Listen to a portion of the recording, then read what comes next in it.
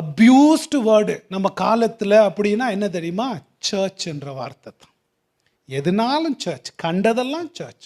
ஒரு பில்டிங்லேருந்து எடுத்து இயேசு பேரில் கூடுற எந்த கூட்டமும் அதுக்கு பேர் சர்ச். அதுவா பவுல் சொல்வார், கிளப்பு கல்ட் குரூப் எல்லாம் பவுல்.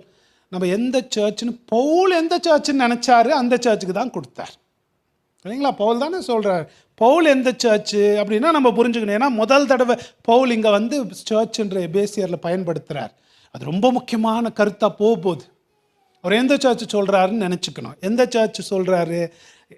இந்த வார்த்தையிலேயே சர்ச்சுன்றதுக்கு அர்த்தம் என்னன்னா, அழைக்கப்பட்டவர்கள் திப்ப உறுதியாக உலகத்திலிருந்து பிரித்தெடுத்து சுவிசேஷத்தினால ரட்சிப்பை பெற்று உலகத்திலிருந்து பிரித்தெடுத்த இயேசுவை பின்பற்றுகிற சீஷர்களாக அழைக்கப்பட்டவர்கள்.